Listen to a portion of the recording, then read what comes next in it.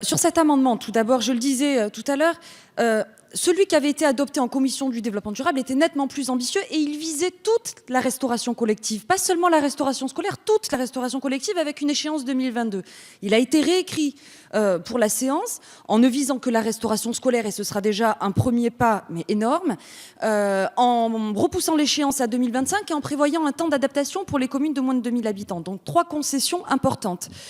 Il est porté, co-signé par 80 députés, La République En Marche. Je vois que d'autres groupes ont déposé des amendements qui vont exactement dans le même sens. Donc, ce ne sont pas 3 députés qui sont aujourd'hui en train de vous dire il y a un risque sanitaire. Non, c'est toute une communauté scientifique qui nous a alertés sur le sujet. Il y a des études, elles ont été reprises par des services de l'État et ce sont aujourd'hui près d'une centaine de députés qui ont déposé des amendements allant dans ce sens. Sur la réglementation européenne, elle est insuffisante. La réglementation REACH en la matière aboutit aujourd'hui à des dizaines de milliers de composés non renseignés et seulement 6 phtalates réglementés sur une centaine. Et Monsieur Cinieri, il n'y a pas des plastiques, plastique et plastique. Il y a un plastique, enfin plusieurs matériaux certes, mais qui ne sont jamais inertes, et ça c'est démontré, et aucune étude ne prouve, bien au contraire, que ces plastiques nouvelle génération sont sans bisphénol ou sans phthalate. Par ailleurs, nous n'avons pas accès aux additifs, secret industriel oblige, et les études qui sont réalisées sur ces matériaux ne relèvent que de la présence du produit, mais non pas de son activité, c'est-à-dire de sa réaction à la chaleur. Or là, nous avons des études qui démontrent effectivement, à chaud comme à froid, qu'il y a des migrations.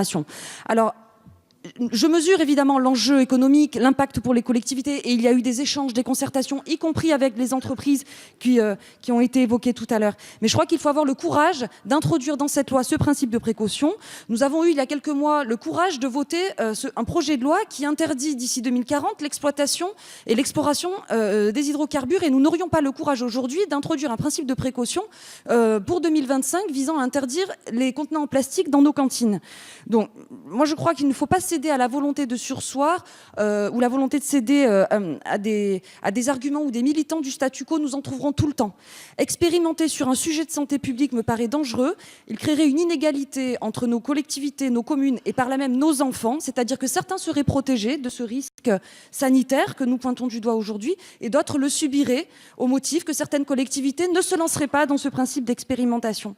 Nous avons eu la chance, nous, de manger dans des cantines qui étaient encore utilisatrices soit de cuisine centrale, soit peut-être de délégataires, mais en tout cas de matériaux inertes, l'inox, le verre notamment, la porcelaine aussi à Limoges, et Limoges a innové avec une porcelaine nouvelle génération.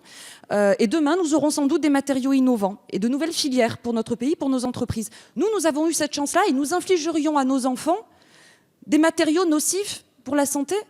Non, en responsabilité, je crois aujourd'hui impératif d'introduire dans cette loi ce principe de précaution et ne pas insulter l'avenir sur la santé de nos enfants. Et comme le disait Barbara Pompili tout à l'heure, nous pourrions regretter dans quelques mois ou dans quelques années de ne pas avoir légiféré aujourd'hui sur ce sujet-là. Voilà, je vous remercie.